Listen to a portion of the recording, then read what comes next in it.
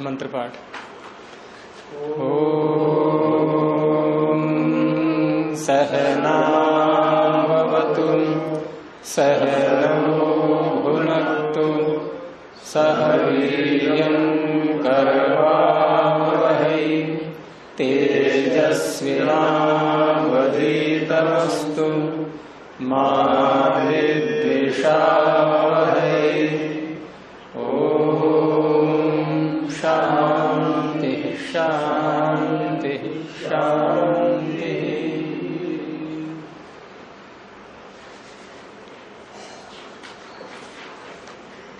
तो छलों के लक्षण में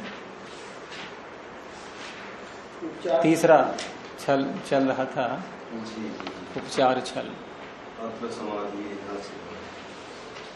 तो पहले पीछे की व्याख्या करें थोड़ी, बताइए आप में से कोई।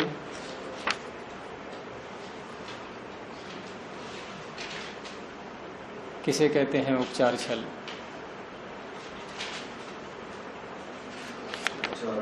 धर्म विकल्प निर्देशे अर्थ सद्भाव प्रतिषेध उपचार छलन। इसका होगा धर्म विकल्प से शब्द का निर्देश होने पर अर्थ के सद्भाव का प्रतिषेध करना उपचार छल कहलाता है। धर्म विकल्प निर्देश में शब्द नहीं लेंगे। धर्म शब्द का धर्म क्या है वो है, तो शब्द का धर्म क्या होता है, उसका अर्थ यथार्थ अर्थ को प्रकट करना। शब्द का धर्म हो गया जो शब्द का जो उसका निर्देश हुआ वो, हाँ, शब्द का धर्म हो गया उसका अर्थ। जी। तो धर्म विकल्प का अर्थ हो गया फिर अर्थ का विकल्प। और अर्थ के विकल्प का तात्पर्य हुआ कि शब्द का जो अभिधा से अर्थ निकल रहा है, उसका लक्षणा से निकालना, तो उस अर्थ का प्रयोग नहीं किया है। उस अर्थ में वक्ता ने शब्द का प्रयोग नहीं किया है।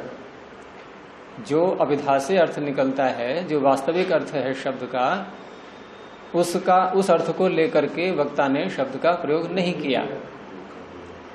उसने धर्म के विकल्प का निर्देश किया है। ठीक है, अर्थात जो धर्म, जो अर्थ शब्द का वास्तविक है उसको न लेकर के और अन्य अर्थ लिया है। गौणार्थ को ना कहकर मुख्यार्थ कहने, उल्टा बोल दिया आपने। ना मुख्यार्थ को कहने चाहिए था, गौणार्थ को। हाँ, तो मुख्य अर्थ हो गया ये वास्तविक अर्थ उसका अभिधा से, और उसने गौण अर्थ को लिया है। तो गौण अर्थ क्या है? ये धर्म का विकल्प। और ऐसा उसने निर्देश किया अपने वाक्य में। अब दूसरे ने अर्थ सद्भाव प्रतिषेध। अब उसने अर्थ कैसा? सद्भाव, जो उसका वास्तविक अर्थ है अभिधा में है, उसका कह रहा है, उस अर्थ को कह रहा है कि ऐसा तो नहीं है इस शब्द में कि मनचाह क्रोशंती में मचान कहाँ पुकार रहे हैं। तो मचान जो अर्थ लिया उसने, छल करने वाले ने, उसने कौन सा अर्थ लिया है? आविधानिक अर्थ लिया है उसने, मुख्य अर्थ लिया है, प्रधान अर्थ लिया है। तो प्रधान अर्थ को दिखाता हुआ उसका क्या कर रहा है वो? प्रतिषेध। अर्थ सद्भाव, अर्थ का होना, अर्थ के होने का निषेध। वो अर्थ कौन सा है? मंच, मचान। ये अर्थ हो गया उसका मचान। तो मचान जो अर्थ हो गया उसका प्रतिषेध कर रहा है कि मचान तो नहीं पुकार रहे, तो इसे कहेंगे उपचार छल। अब बोलिए आगे। अभिधान से धर्म यथार्थ प्रयोग। अभिधान नाम का शब्द का जो है धर्म जो है यथार्थ प्रयोग, उसका जो यथार्थ प्रयोग है, यथा अर्थ प्रयोग, यथार्थ प्रयोग, जैसा उसका अर्थ है वैसा प्रयोग, ये उसका हो गया धर्म। ये धर्म की परिभाषा की। अब आगे कह रहा धर्म विकल्पो अन्यत्र दृष्टि से अन्यत्र प्रयोग। अब धर्म विकल्प कहेंगे अन्यत्र देखे हुए का अन्यत्र प्रयोग करना। हाँ। अब अन्यत्र दृष्टस्य, दृष्ट प्रसिद्ध, देखा हुआ, जाना हुआ, सभी जिसको जानते हैं वो क्या है? मुख्य अर्थ। और अन्यत्र प्रयोग वहां से हटा करके उसका अन्य अर्थ में प्रयोग करना, वो गौणिक प्रयोग हो गया, गौणी प्रयोग धर्म विकल्प हो गया, ये धर्म विकल्प हो गया। तस्य निर्देशे धर्म विकल्प निर्देश। श का उच्चारण किया करो, अभ्यास करो आप। श का उच्चारण जो है तस्य निर्देशे, तस्य निर्देशे धर्म विकल्प निर्देशे, तो उसका निर्देश जो है धर्म विकल्प निर्देश कहलाता है।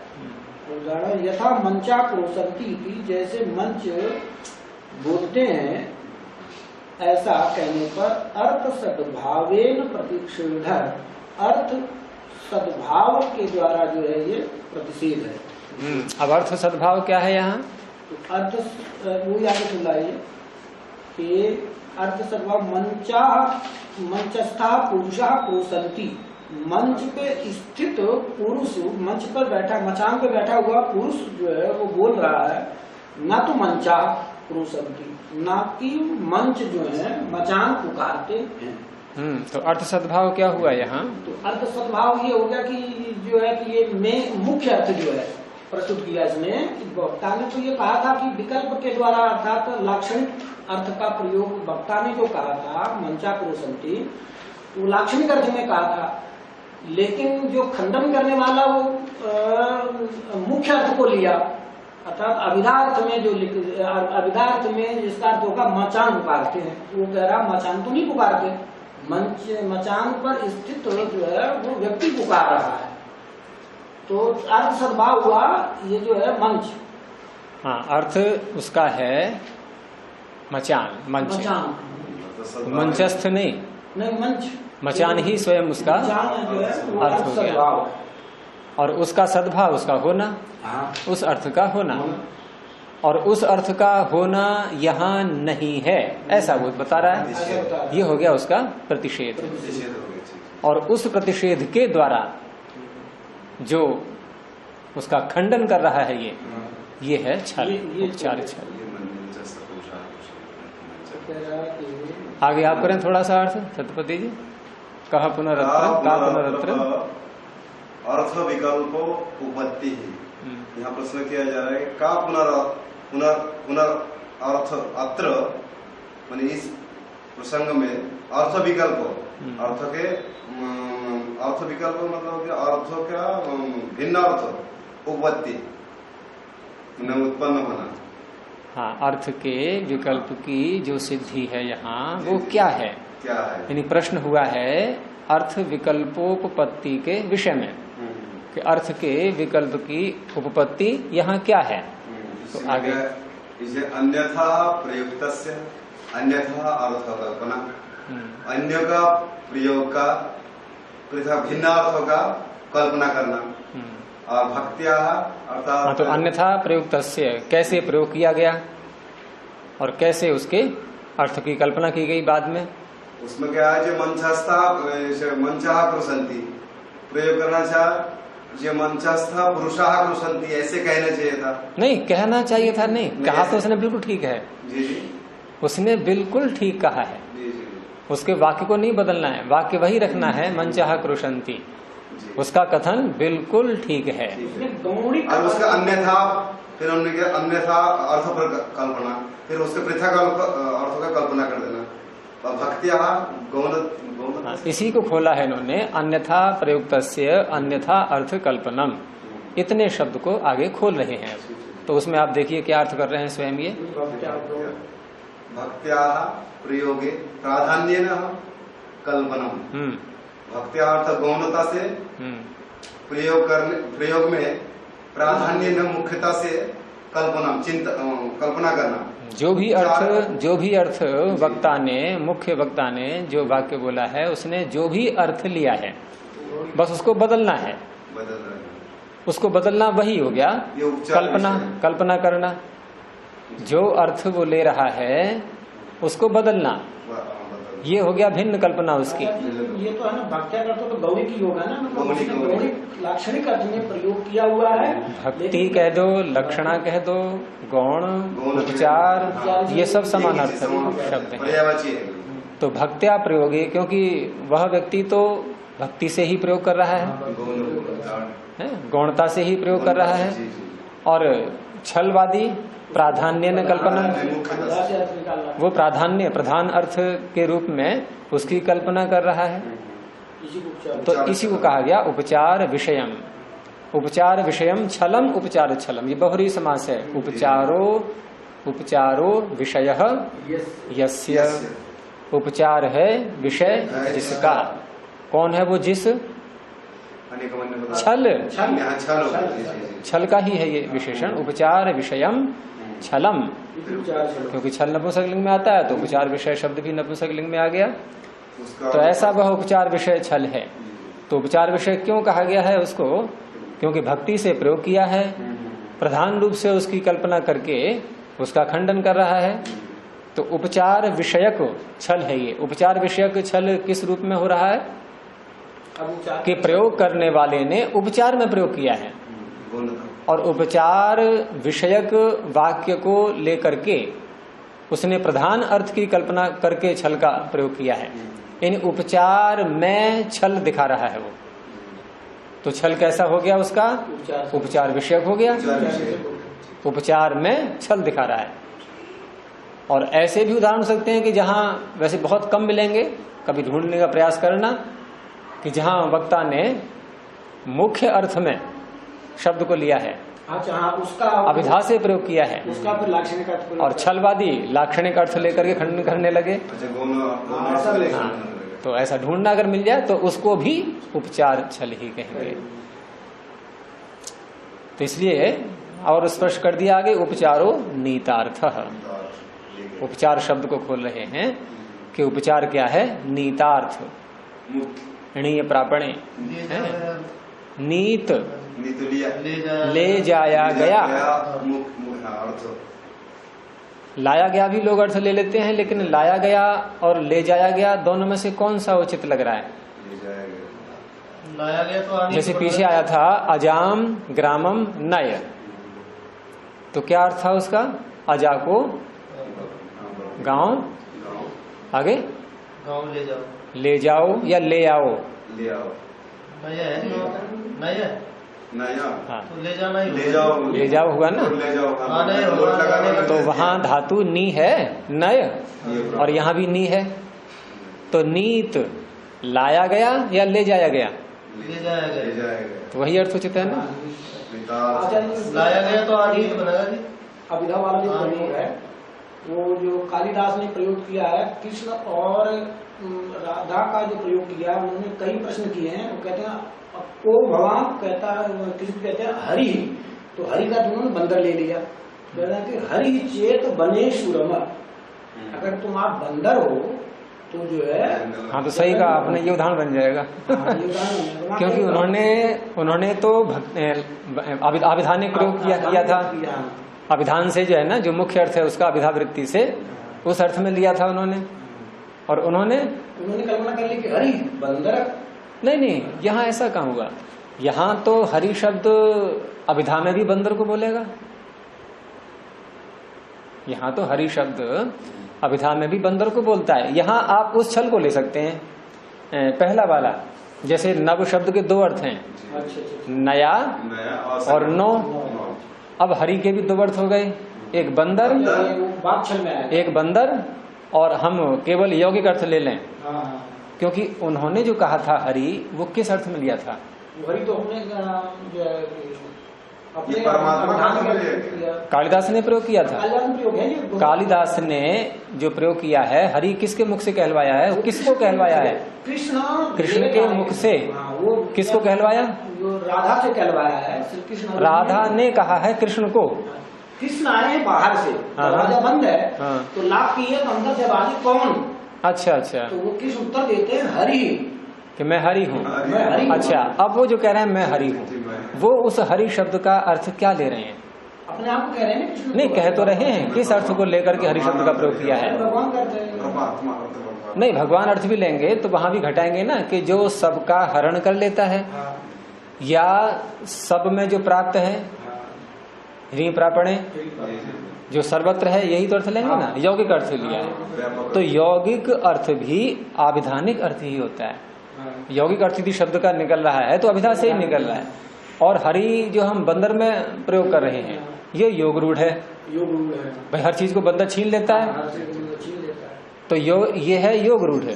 अच्छा, दोनों ही तो दोनों अभिधा में ही है ये, नहीं दोनों अभिधा में है। दोनों अभिधा में। जैसे नव के दो अर्थ हो गए ना, हाँ। दोनों अभिधा में आ गए।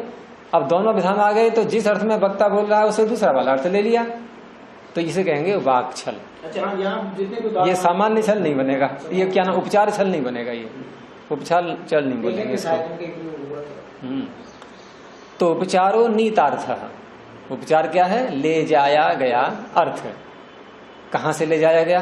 कहीं था न टिका हुआ, कहाँ टिका हुआ था?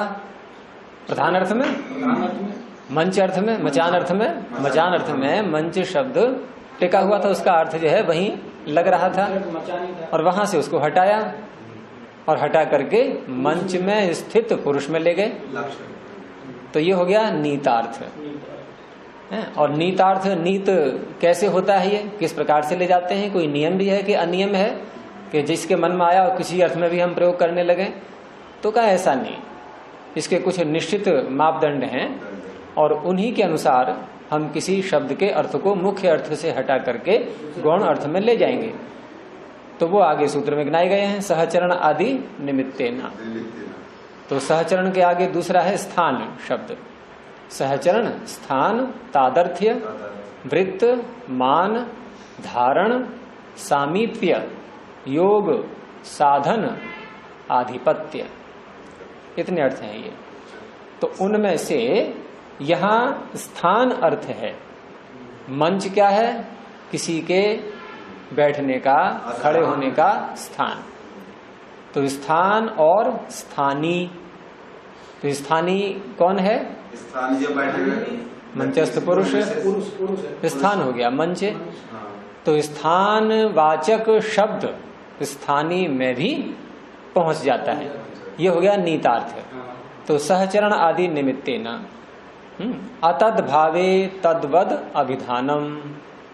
अतद भावे, जो वैसा नहीं है।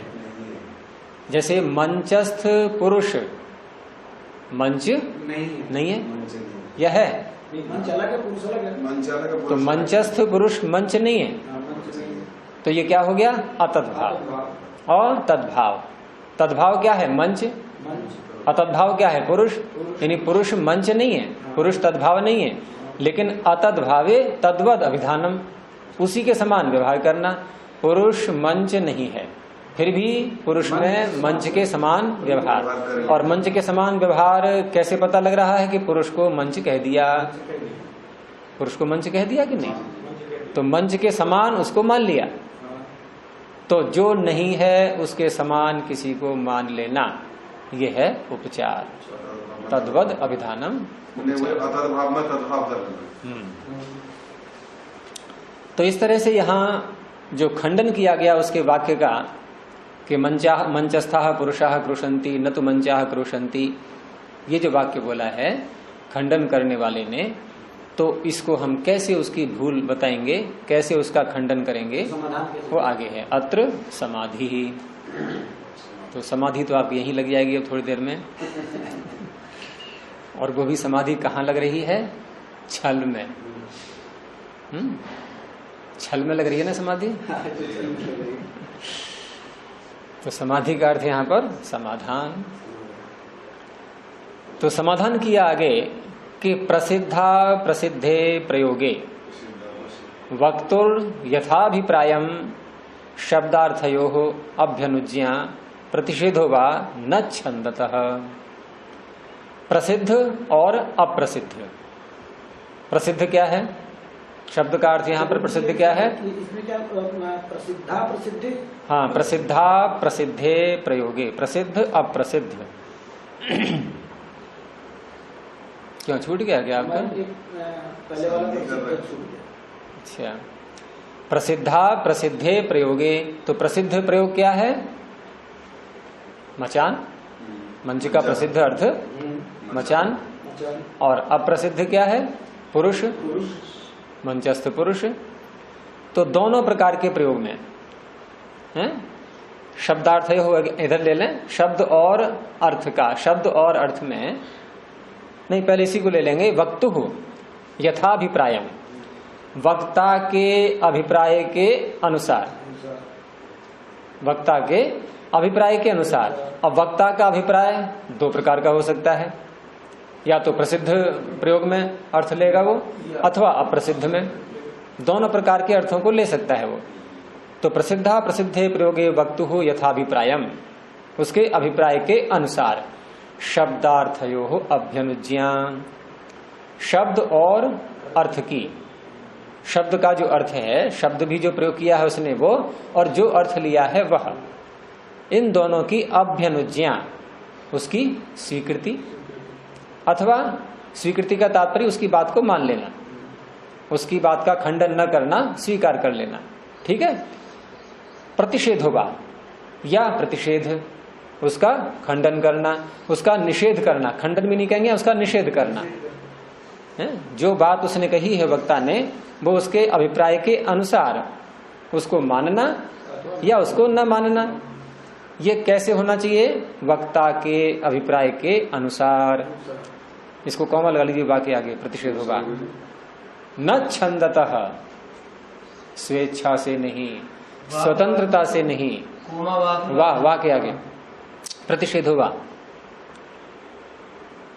न छंदतः वाक्य अलग हो गया। ये कहने का तात्पर्य है कि हमारा नियम क्या होना चाहिए वार्तालाप में, कि जिससे भी हम बात कर रहे हैं वो जिन शब्दों का जिन अर्थों में प्रयोग कर रहा है, उसी अर्थ को लेकर के या तो हम उसकी बात को माने या उसकी बात का खंडन करें। अब यहां जो खंडन किया था छलवादी ने, क्या उसने वक्ता के अभिप्राय को स्वीकार करते हुए खंडन किया था?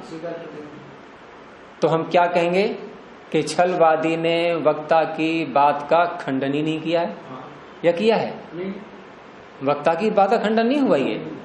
क्यों? वक्ता का ये अर्थ ही नहीं था। पहले उस अर्थ को लें कि वक्ता क्या कहना चाह रहा है, और फिर उसकी बात को माने या खंडन करें, निषेध करें उसका। तो यहां पर जो निषेध कर रहा है कि भाई यहां मंचस्थ पुरुष हैं, मंच नहीं है, मंच नहीं पुकार रहे हैं, तो ये खंडन वक्ता के अभिप्राय का है ही नहीं। वक्ता ने ऐसा कहा ही नहीं था कि मचान पुकारते हैं। वो मचान मंच के लिए नहीं कह रहा है, वो मंचस्थ पुरुष के लिए ही कह रहा था।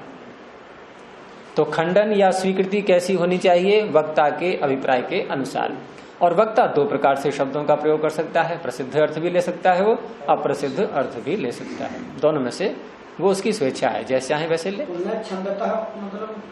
छंद कहते हैं, आपने स्वच्छंद सुना है शब्द? नहीं। तो स्व अपना, छंद, छंद का अर्थ है इच्छा, स्वेच्छा। स्वच्छंद, ये आदमी बहुत स्वच्छंद है, तो क्या अर्थ है? बस मनमानी करता है, किसी की भी नहीं सुनता, किसी के आदेश को नहीं मानता, जो मन में आएगा है, मन मर्जी स्वच्छंद काम करो। हाँ, तो न छंदतः, यानी केवल हम अपनी मनमानी करते हुए, वक्ता किसी और अभिप्राय को ले रहा है, हमने भिन्न अर्थों को लेकर के मनमानी करते हुए खंडन करना प्रारंभ कर दिया, ऐसा नहीं होना चाहिए।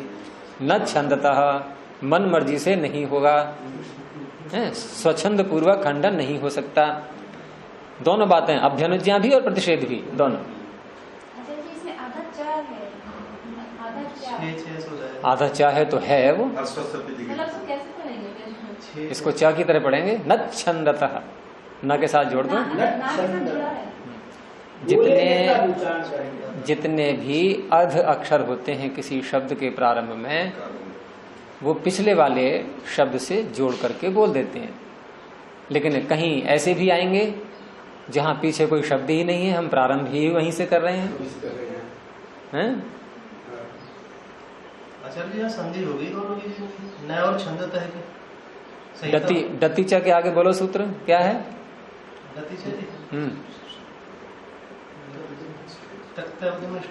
तो वहां जो प्रारंभ का वर्ण है उसमें स्वर है, प्रारंभ का जो व्यंजन है, प्रारंभ का जो व्यंजन है उसमें स्वर है। तो मैंने कहा ऐसे भी व्यंजन आएंगे बिना स्वर वाले, जो किसी शब्द के प्रारंभ में भी आ सकते हैं। तो वहां कैसे बोलेंगे उसको? तो वहां भी थोड़ी सावधानी रखनी पड़ती है। तक्त तक्त तवतु निष्ठा। और नहीं तो याद करने वाले क्या कर लेते हैं, कत कतवतु। कत कतवतु ने बड़ा सरल लग रहा है बोलने में, कत कतवतु कितना सरलता से बोल दिया। ऐसे गुरु जी स्कूल है तो कोई स्कूल बोल देता है, कोई स्कूल बोल देता है। अब प्रश्न तुम्हारा ये होना चाहिए कि यहाँ चकार लगा क्यों दिया? अगर हम न को हटा दें, अगर हम यहाँ न को हटा दें, न को न बोलें तो चकार भी हट जाएगा। छंदतः ही बोलेंगे। अकेला यदि छंद शब्द बोलना है वहां चकार नहीं आ सकता। सूत्र आपने बोल ही दिया।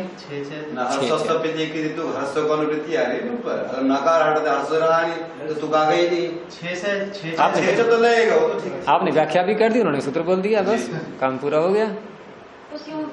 क्योंकि छकार पर रहते ह्रस्व को तो आगम होता है। षष्ठी ह्रस्व में है, ह्रस्वस्य। अब नहीं हटाए तो ह्रस्व रहा ही नहीं। हाँ, न में जो अ है ह्रस्व, ह्रस्व को तो कागम है। तो न को यदि नहीं बोलेंगे तो छंदतः ही बोला जाएगा। अब क्या है प्रश्न रीना आगे? हाँ, तो तकार आया है यहाँ पर अलग से नियम के अनुसार, उस तकार को फिर चकार हो गया है। तो न छंदतः, न छंदतः।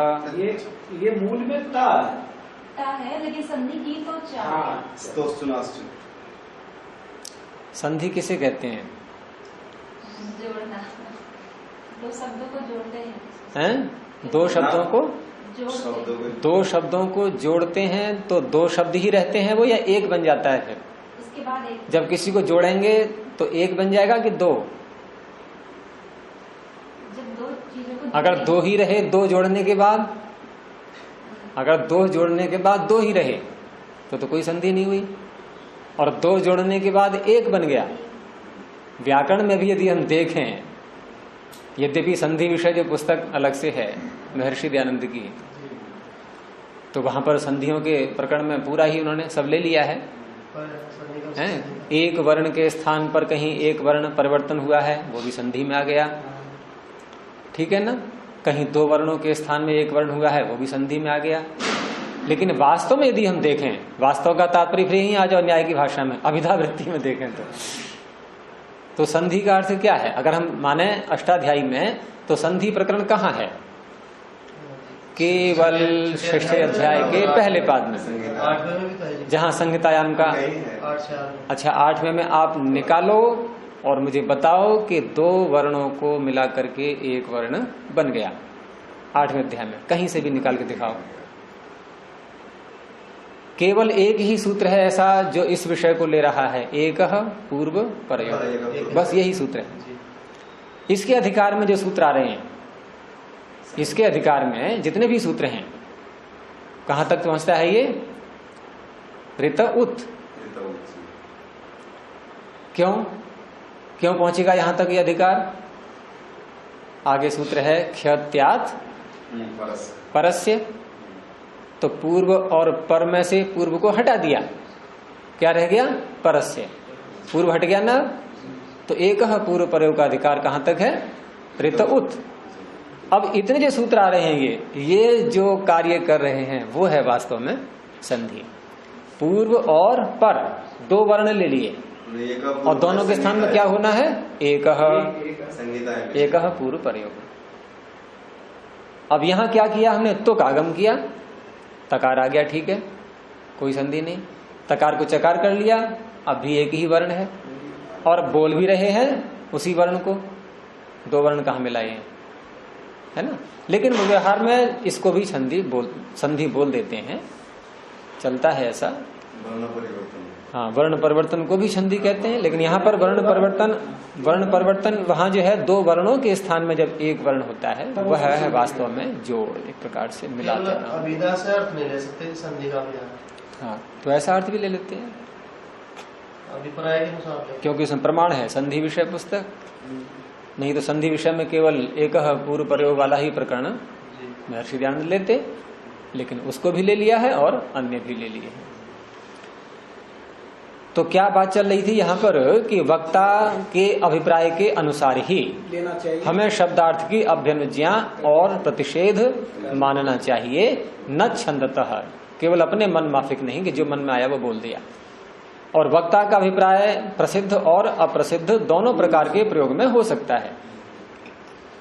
अब इसी को वार्तिक का अर्थ कर रहे हैं, ये वार्तिक है, ये इसी का आगे अर्थ किया कि प्रधान भूतस्य शब्दस्य, स्पष्ट हो गया ना, प्रधान भूतस्य शब्दस्य, जैसे मंच शब्द बोला तो मंच शब्द का प्रधान भूत अर्थ क्या है, वही मंच, मचान।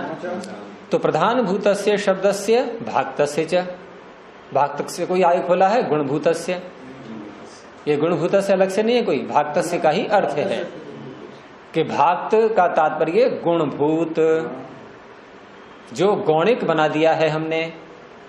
तो प्रधान भूतस्य शब्दस्य भाक्तस्य च गुणभूतस्य शब्दस्य, आप दोबारा बोल सकते हैं इसके साथ में, प्रयोगः उभयोर लोक सिद्धः, उभयोः कयोः, प्रधान भूत शब्दस्य भाक्तस्य शब्दस्य, इनको हाँ, तो मुख्य हो गया प्रधान, गौण हो गया भाक्त। तो लोक में उभयोः दोनों का, वो दोनों कौन, गौण का भी प्रयोग होता है लोक में, प्रधान का भी प्रयोग होता है लोक में। तो प्रधान भूतस्य शब्दस्य भाक्तस्य च गुणभूतस्य प्रयोगः उभयोः, उभयोः को पहले ले लीजिए आप, उभयोः प्रयोगः, यानी प्रधान भूतस्य शब्दस्य भाक्तस्य च गुणभूतस्य शब्दस्य उभयोः प्रयोगः लोक सिद्धः, लोक में सिद्ध है। अर्थात लोक में ऐसा होता है, लोक में केवल ऐसा नहीं है कि प्रधान अर्थ ही लिया जाए, गौण अर्थ भी चलता है। और हम सब व्यवहार करते हैं ऐसा, हम कोई नया कार्य नहीं कर रहे, गौण अर्थ लेकर के हम कोई अभूतपूर्व कार्य नहीं कर रहे, ये चलता है, लोक में व्यवहार होता है। हर भाषा में, हर समाज में इस प्रकार के व्यवहार चल रहे हैं, ये सिद्ध है। इसलिए यहां पर सिद्ध शब्द का प्रयोग किया, लोक सिद्ध। ये साध्य नहीं है, हमें इसमें कोई परिश्रम नहीं करना है कि ये कैसे गौण अर्थ ले लिया, ये तो बहुत जो है गलत कार्य हो गया, ऐसा नहीं, लोक में सिद्ध है ये। अब जब सिद्ध है तो फिर ये वक्ता की इच्छा है, वो चाहे गौण अर्थ में प्रयोग करे या प्रधान अर्थ में प्रयोग करे। तो श्रोता को क्या चाहिए कि वक्ता के अभिप्राय को पकड़ ले, ये उसकी कुशलता है। अगर वक्ता के अभिप्राय को नहीं पकड़ रहा है तो हम यही तो कहेंगे, भाई देखो ये बात समझता नहीं, बुद्धि कम है इसकी। हाँ, श्रोता यदि गलत अर्थ ले रहा है उसका, एक तो होता है जान करके, छल तो वास्तव में जान करके ही होगा, लेकिन कभी कभी ऐसा भी होता है कि वक्ता के अभिप्राय को हम नहीं समझ पाए, दूसरा अर्थ ले लिया हमने, तो वक्ता वहां बता देगा कि देखो मैंने ये अर्थ लिया था, ये नहीं लिया, तो हम तुरंत मान लेंगे। और अगर वास्तव में हम छल कर रहे हैं और पता है कि वक्ता ने कौन से अर्थ में शब्द का प्रयोग किया है, तो उस अवस्था में हम उसकी बात को फिर नहीं मानेंगे, हम उसकी बात को जो है अपनी बात को सिद्ध कर, हाँ, उसकी उपेक्षा कर देंगे और अपनी बात को सामने रखेंगे, क्यों खंडन करना है हमें, तो केवल वहां पर हमारा उद्देश्य है खंडन करने का। प्रकाश में जो प्रयोग दिया ये क्या मूर्खता का प्रयोग है? कौन सा? संध्या मान आया, उसके मतलब उस व्यक्ति को पता ही नहीं था, जैसे संध्या मतलब घोड़ा भी होता है, असंध्या मतलब नमक भी होता है, जिस समय उसको विपरीत कर रहा था काम, तो मूर्ख है क्या? तो वक्ता का अभिप्राय की समझ में नहीं आया। हाँ, तो मूर्ख तब कहेंगे, उसको क्या कहेंगे फिर? अगर उसने छल किया है तब भी गलत काम किया उसने, भाई अपने स्वामी के साथ में सेवक को छल नहीं करना चाहिए। और अगर समझा नहीं है, वो गलत ही समझ बैठा, तो मूर्ख हो ही गया फिर। और मूर्ख व्यक्ति की मूर्खता को बता करके ही तो उसकी मूर्खता दूर होगी। अब स्वामी उसको न बताए और उससे ये कहे क्या तू बहुत बुद्धिमान है, वो यही तो कहेगा तू मूर्ख है, यानी आगे से ऐसी गलती मत करना। तो आगे से सेवक सावधान रहेगा नहीं। अब तो बच्चे ऐसे ही तो सीखते हैं, बच्चों को भी सिखाते हैं, और कहीं भूल करते हैं बच्चे तो उनको डांटते हैं। अब बच्चा कहेगा आप डांट क्यों रहे हो, भाई मेरी बुद्धि ऐसी है, मैं तो यही समझा था। अरे तेरी बुद्धि को ही तो हम बढ़ा रहे हैं। तो सिद्धे प्रयोगे, यथा वक्तुर अभिप्राय, जब प्रयोग सिद्ध है ये बता ही दिया इन्होंने लोक में, तो पर वक्ता पर हम ये आक्षेप नहीं कर सकते कि तूने गौण अर्थ में प्रयोग ये क्यों प्रयोग किया है, ये तूने अपराध किया है। वो कहेगा नहीं अपराध नहीं है, ये सिद्ध है, लोक में चलता है ऐसा। तो सिद्धे प्रयोगे, प्रयोग सिद्ध होने पर, यहां सती सप्तमी ले लेंगे, वक्तु अभिप्राय, जैसा वक्ता का अभिप्राय है, तथा शब्दार्थ अनुज्ञेय प्रतिषेध्य हुआ। ये किसका अर्थ कर रहे हैं अनुज्ञेय प्रतिषेध्य? ये किसका अर्थ कर रहे हैं? वार्तिक में से किस शब्द का अर्थ हो गया? ये अभ्यनुज्ञा, इसका अर्थ हो गया अनुज्ञेय, और प्रतिषेध का देही दिया है प्रतिषेध्य हुआ है। अर्थात वक्ता के अभिप्राय के अनुसार ही शब्दार्थ को जानना चाहिए, स्वीकार करना चाहिए या उसका प्रतिषेध करना चाहिए, लेकिन कैसे? अभिप्राय के अनुसार ही। न छंदतः, उसी को दोबारा बोल दिया है। हाँ यहाँ भी लगा दीजिए कोमा, बाकी आगे न छंदतः। अभी और खोला वार्तिक को, उसी पे है अभी।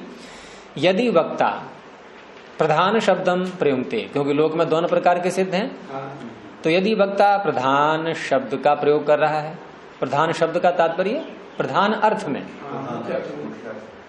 मुख्य अर्थ में यदि प्रयोग कर रहा है, तो यथाभूतस्य अभ्यनुज्ञा प्रतिषेधो वा, तो जैसा है यथाभूत, यानी प्रधान अर्थ को ही लेकर के, श्रोता के लिए प्रधान अर्थ को ही लेकर के अभ्यनुज्ञा उसको स्वीकार करना है।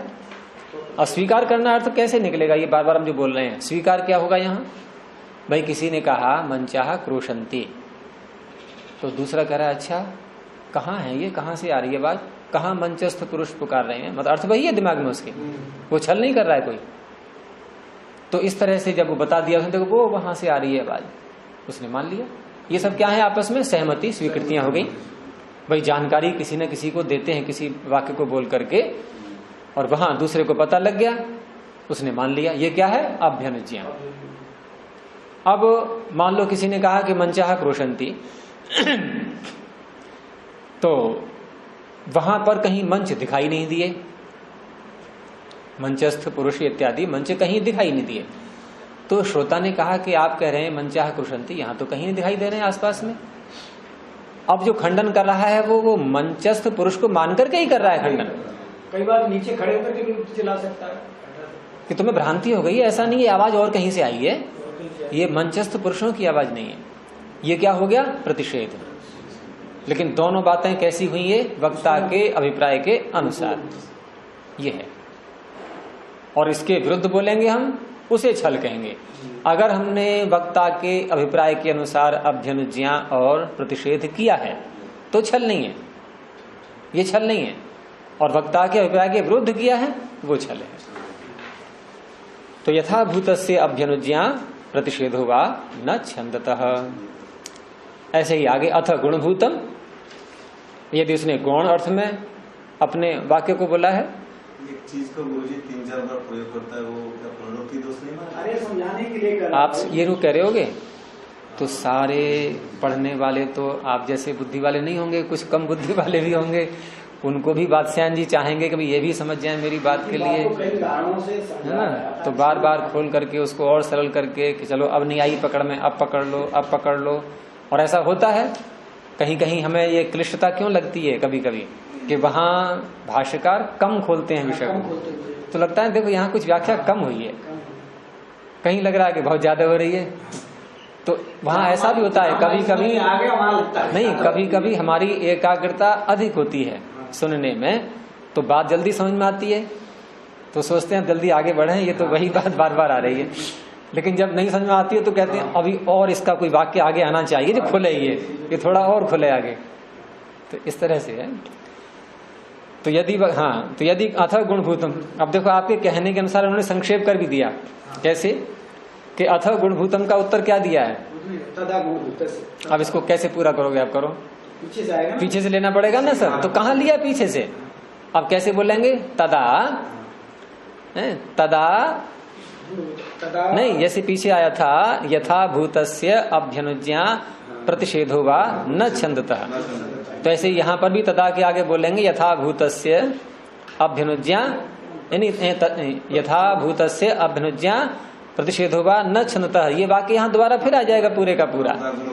हाँ, जैसे वहां था प्रधान शब्दम प्रयुंक्ते, यहाँ हो गया गुणभूतम प्रयुंक्ते, प्रयुंक्ते को दोबारा नहीं बोला है। और तदा गुणभूतस्य के बाद में आप पिछले का वाक्य दोबारा फिर जोड़ देंगे इसके आगे कि वहां भी वक्ता के अभिप्राय के अनुसार ही होना चाहिए, स्वच्छंदता से नहीं। अब यहां दिखा रहे हैं कि इस वाक्य में जो छल किया गया था वो कैसे किया गया था कि यत्र तु वक्ता गुणभूतम शब्दम प्रयुंक्ते, क्योंकि यहाँ प्रसंग ऐसा ही था। यहाँ प्रसंग क्या था, वक्ता ने गुणभूत शब्द का प्रयोग किया है। गुणभूत का क्या अर्थ हुआ, गुणभूत, गुणे भूतः गुणभूतः, जो गुण में भूत, गुण में है, अर्थात गुण में जिसके अर्थ को स्वीकार किया गया है, गुण में जिसका अस्तित्व माना जा रहा है। तो गुणभूतम शब्दम प्रयुंक्ते है, उसने तो कहा गुणभूत शब्द। और प्रधान भूतम अभिप्रेत्य परः प्रतिषेधति, प्रधान भूत को मानता हुआ, स्वीकार करके, अभिप्रेत्य उसको उद्देश्य बना करके, परः प्रतिषेधति। ये परः कौन है, दूसरा प्रतिवादी जो छल करने वाला। किसका कर रहा है ये किसका कर रहा है खंडन, पहले वाले का। तो पहले वाला पर हो गया ना। अच्छा, आपने मान ली बात जरा देर में, मैं गलत भी तो बोल सकता हूँ। परह में कौन सी व्यक्ति है, अगर हम परम बोलते तब तो आप मान लेते। परम प्रतिषेधति दूसरे का खंडन कर रहा है, यहाँ परह में प्रथमा है ना, दूसरा खंडन कर रहा है। छलवादी को ही कह रहे हैं परह करता हो गया ना। तो प्रधान भूतम अभिप्रेत्य परह प्रतिषेधति। देखो हम लोग बोलते हैं ना हिंदी में अगला अगला बोलते हैं कि अगले ने ऐसी बात कही, अगला मान नहीं रहा है, हम बोले जा रहे हैं ये अगला अगला क्या, यही पर है ये। तो परह प्रतिषेधति, पहले वाले को तो द्वितीय व्यक्ति आ जाएगा। तो ये कर रहा है प्रतिषेध किस आधार को लेकर के, प्रधान भूतम, प्रधान को लेकर के। तो स्वमनीषया असौ प्रतिषेध, असौ को मैंने पहले बोल दिया है, स्वमनीषया प्रतिषेध असौ भवति। ये प्रतिषेध कैसा हो गया, स्वमनीषा से, अपनी बुद्धि से, अपनी मर्जी से, अपनी इच्छा से, स्वच्छंदता से। ये कोई न्याय पूर्वक नहीं हुआ है प्रतिषेध, ये अपनी इच्छा से।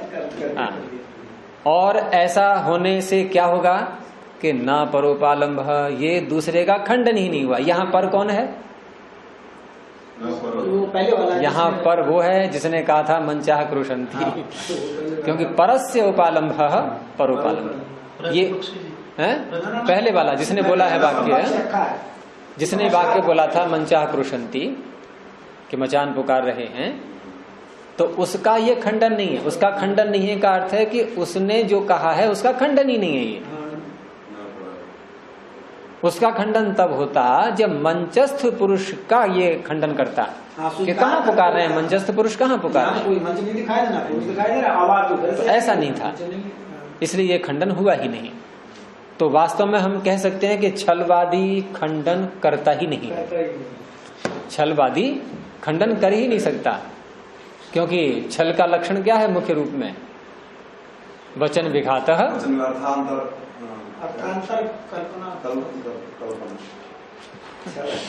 वचन विघातः अर्थ विकल्पोपत्या छलम। ये सूत्र आ चुका है पीछे कि अर्थ के विकल्प की सिद्धि करते हुए वचन का विघात करना। तो अर्थ के विकल्प की सिद्धि करते हुए आप विघात कर रहे हैं, मेरा कहाँ कर रहे हैं आप विघात। तो छलवादी कभी भी खंडन करता ही नहीं है, बल्कि स्वयं अपनी मूर्खता दिखाता है, और कुछ भी नहीं। सामने वाला को पकड़ लिया तब नहीं पकड़ पाया तो हाँ, नहीं पकड़ा तो उलझ जाएगा वो, तो फिर वो चुप हो जाएगा सामने वाला। और कभी कभी बच्चों के साथ में हम बहुत करते हैं ऐसा छल, देखा होगा, मजाक में भी बच्चों को हंसाने के लिए या उनको चुप करने के लिए या बच्चे को उलझन में डालने के लिए, और बच्चे उलझन में पड़ जाएंगे कि ये क्या मैंने कहा, इन्होंने क्या कह दिया है? बच्चे पड़ जाते हैं उलझन में, से समझ जाएंगे तो मुस्कुरा देंगे वो। तो इस तरह से ये हो गया उपचार छल। अब आगे जो है, जो उपचार छल इन्होंने दिखाया और जिस लक्षण को लेकर के इसकी व्याख्या हुई थी अभी, उस लक्षण पर ये आक्षेप ये कर रहे हैं कि जैसा पहला वाला छल था, ये 3 छल हो गए ना। पहला वाला कौन सा था? वाक छल था, दूसरा सामान्य छल, तीसरा उपचार छल। तो दूसरे पर तो इन्होंने कोई आक्षेप नहीं उठाया था, तीसरे पर आक्षेप उठाया है कि ये जो आप कह रहे हैं उपचार छल, ये तो वाक छल ही लग रहा है। यानी कि जो लक्षण वाक छल का किया गया था, वही लक्षण क्या था वाक छल का लक्षण? वक्ता के अभिप्राय से भिन्न कल्पना। सूत्र देखो आप सीधे, पहले सूत्र के ही बात, सूत्र में ही देखो वक्तु अभिप्राय, ये जो है वचन विघाता अर्थ विकल्पता, ये तो लक्षण सामान्य सब में घटेगा। हाँ, अविशेष अभिहिते अर्थे, सामान्य अर्थ में शब्द का प्रयोग किया गया और वहां पर अर्थांतर कल्पना कर ली। अविशेषाभिहिते अर्थे वक्तु अभिप्रायात अर्थांतर कल्पना वाक छलम, तो वहां इस तरह से किया।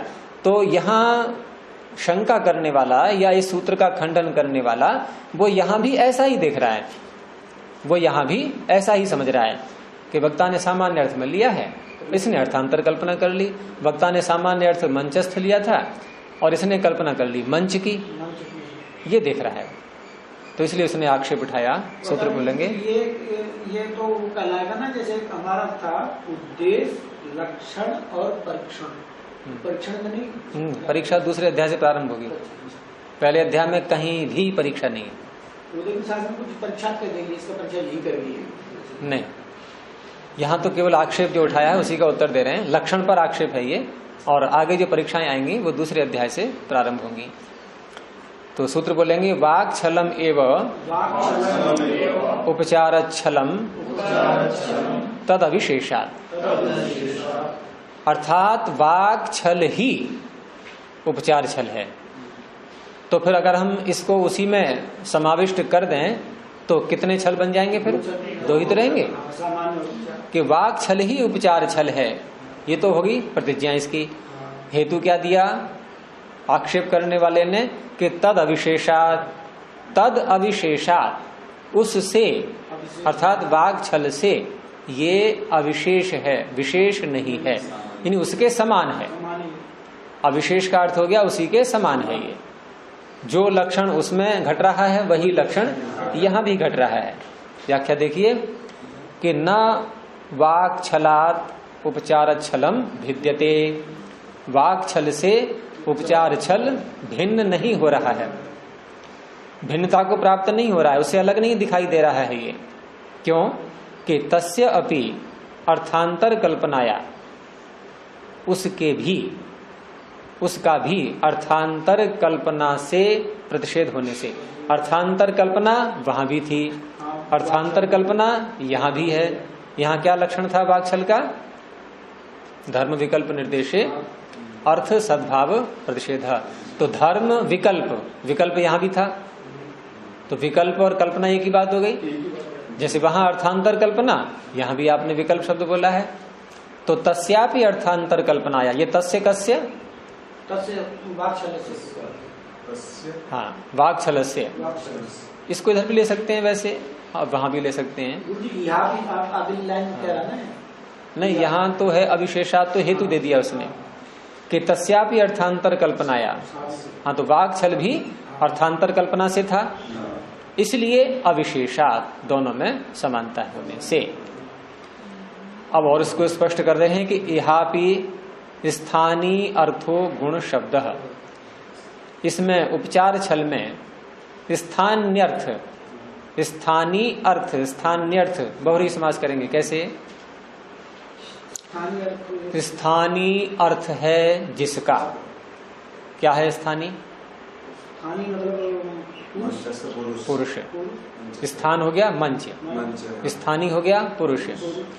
तो पुरुष है अर्थ जिसका, स्थानीय अर्थ है जिसका, ऐसा ये गुण शब्द हो गया। मंच क्या हो गया? गुण शब्द। और गुण शब्द होने से अर्थ क्या निकला? स्थानीय। ठीक है, तो स्थानीय के अर्थ वाला गुण शब्द है। और प्रधान शब्द स्थानार्थ। ये प्रधान शब्द के आगे कॉमा हटा दीजिए और गुण शब्द के आगे लगा हुआ है आपके में, गुण शब्द के आगे लगाएं, प्रधान शब्द के आगे से हटा दें। ये वाक्य हो गया ना कि इहापि स्थान्यर्थो गुण शब्द और प्रधान शब्द स्थानार्थ। प्रधान शब्द यदि हम मंच को प्रधान अर्थ में लें तो क्या अर्थ निकलेगा उसका? स्थान। स्थानम अर्थः यस्य, स्थानार्थ, वहां मंच अर्थ निकलेगा। तो स्थान्यर्थो गुण शब्द, प्रधान शब्द स्थानार्थ। अब यहाँ वक्ता ने किस रूप में लिया था, कैसे बोला था? स्थान्यर्थो गुण शब्द, उसने ऐसे बोला। और छलवादी ने प्रधान शब्द स्थानार्थ इति कल्पयित्वा, ऐसी कल्पना करके प्रतिषेध्यते, वो उसका प्रतिषेध कर रहा है, खंडन कर रहा है। हाँ, इतना ही तो हुआ। अब वहां भी क्या था कि नव शब्द, वक्ता ने नव शब्द का अर्थ नया लिया था, ठीक है, और छलवादी ने नव शब्द का अर्थ नौ ले लिया। यहां वक्ता ने मंच का अर्थ मंचस्थ लिया और छलवादी ने मंच का अर्थ मंच ले लिया। समानता लग रही है ना कुछ कुछ। ये सारी बातें ये देख रहा है आक्षेप करने वाला। लेकिन कुछ कल्पना थोड़ा सा अंतर चाहिए है। वो तो ये भी उत्तर देंगे, ये भी उत्तर देंगे। अंतर तो है, अंतर तो है, लेकिन अंतर तक पहुंचने के लिए सूक्ष्म शिक्षा चाहिए। आक्षेप कब होते हैं? अगर किसी सत्य सिद्धांत में आक्षेप कोई उठा रहा है तो इसका अर्थ अभी सूक्ष्म ईक्षिका का प्रयोग नहीं किया है, उसने तात्पर्य को गहराई से नहीं समझा है अभी, तभी तो आक्षेप उठते हैं। तो ऐसे यहां पर आक्षेप हो रहा है, जब उत्तर देंगे तो बताएंगे देखो अंतर ये है, तो वो अंतर अभी नहीं दिखाई दे रहा है आक्षेपकर्ता को, उसको समानता दिखाई दे रही है। तो इस तरह से यहां पर आक्षेप किया गया। अब आगे उत्तर दिया न, सूत्र बोलेंगे न तदर्थांतर भावात्। न से तात्पर्य आक्षेप का तुरंत खंडन, कि आपने जैसा आक्षेप उठाया है कि दोनों एक ही हैं, ये वाक छल और उपचार छल, ऐसा नहीं है। ये हो गई प्रतिज्ञा, ये शैली इनकी सब जगह चलेगी। हेतु क्या दिया उसमें? तदर्थांतर भावात्। न तदर्थांतर भावात्, तद अर्थ अर्थांतर। अर्थांतर का तात्पर्य कि वो जो है वाक छल में जो अर्थ लिया गया है? और यहां अर्थांतर जो भिन्न अर्थ लिया जा रहा है, तो ऐसा नहीं है, जो अर्थ वहां है वो यहां नहीं है। भाष्य में देखेंगे कि न वाक छलम एव उपचार छलम, ये एव किसके साथ लगेगा? हाँ, वाक छल के साथ ही है, लेकिन बोले हिंदी में कैसे बोलेंगे? उपचार छल वाक छल ही नहीं है। और ऐसे बोले दिए वाक छल ही, उपचार छल नहीं है।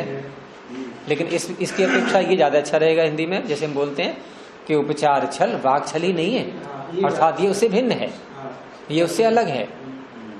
न वाक छलम एवं उपचार छलम तस्य अर्थ सद्भाव प्रतिषेधस्य अर्थांतर भावात्। तस्य अर्थ सद्भाव प्रतिषेधस्य, वहां जो अर्थ सद्भाव प्रतिषेध किया गया था उसमें वाकछल में नव का अर्थ नौ लेकर के हैं, और यहां जो किया गया है मंच का मंचस्थ का अर्थ मंच लेकर के, ये अर्थांतर है। अंतर का अर्थ भिन्न, अर्थांतर का अर्थ भिन्न अर्थ। इन भिन्न अर्थ के होने से, ठीक है, सूत्र में जो आया था तदर्थांतर भावात्, तो तत्से अर्थ क्या लेंगे हम? वाक छल में जो लक्षण किया गया है उसकी अपेक्षा अर्थांतर भावात्, यहाँ भिन्न अर्थ होने से, यहाँ अन्य प्रकार से अर्थ लिया गया है शब्द का, तो तस्य अर्थ सद्भाव प्रतिषेधस्य अर्थांतर भावात्, भिन्न अर्थ लेने से। कुतः, कैसे? कि अर्थांतर कल्पनातः, यहाँ जो अर्थांतर की कल्पना है ये भिन्न प्रकार की है। कैसे है भिन्न प्रकार की?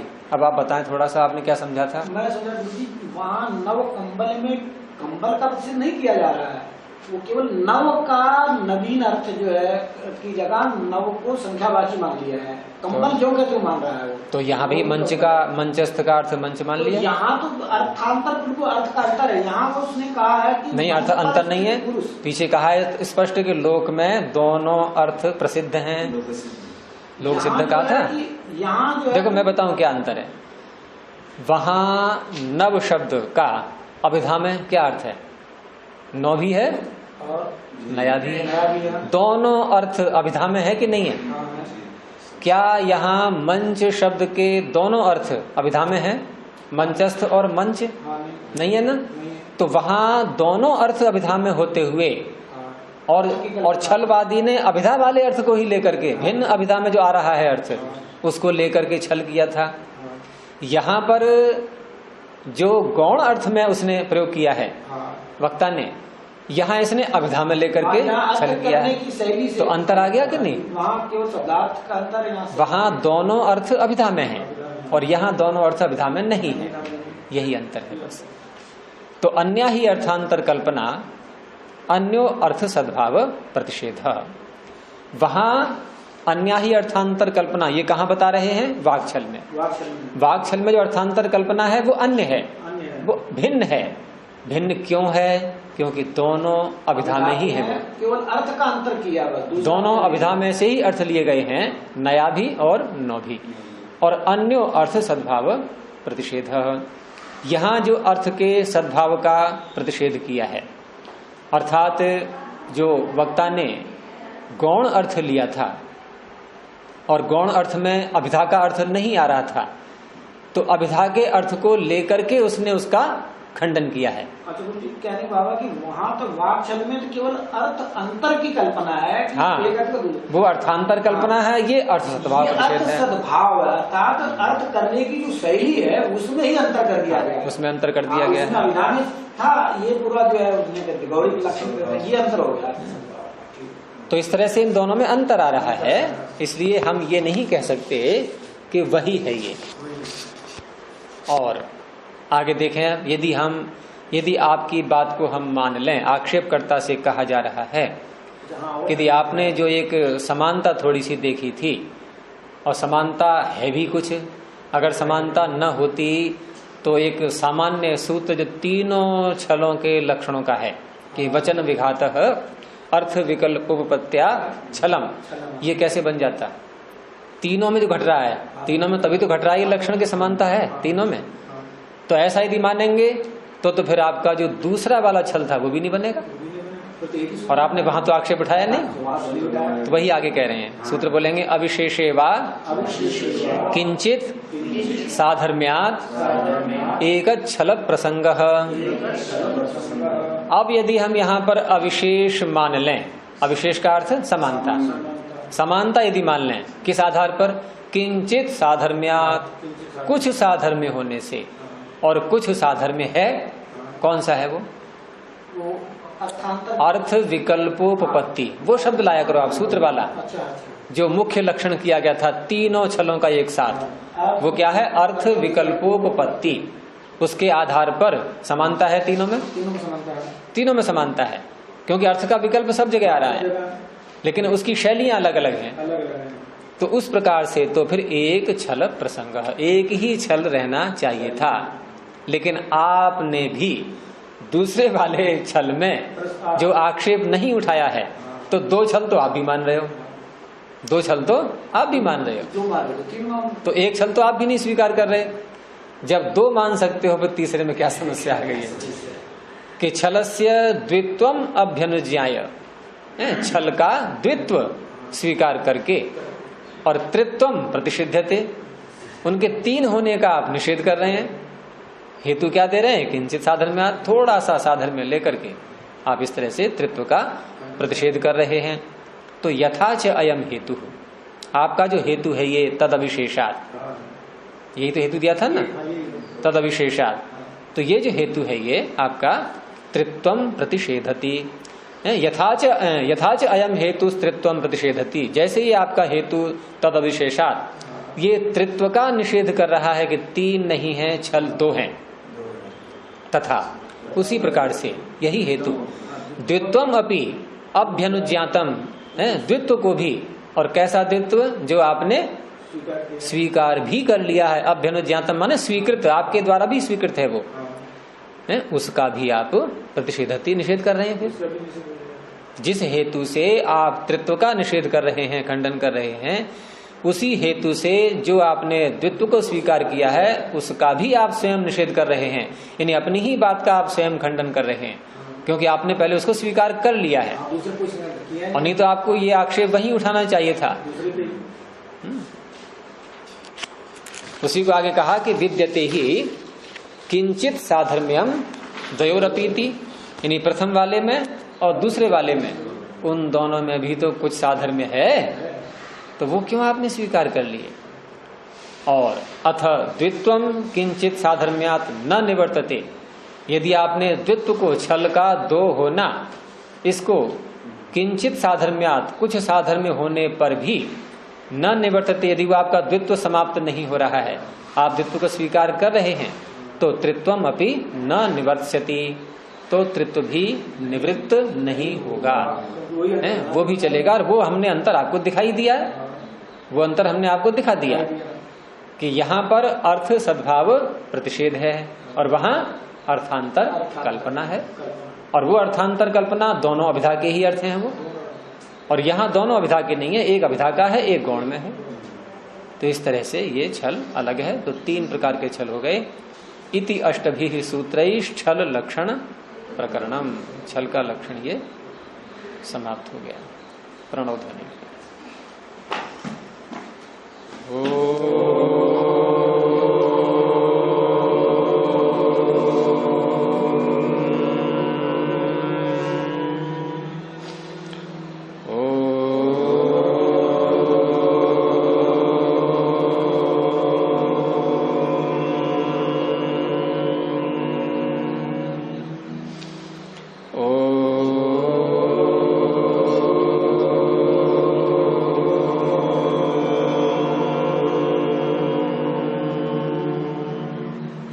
सभी को नमस्ते।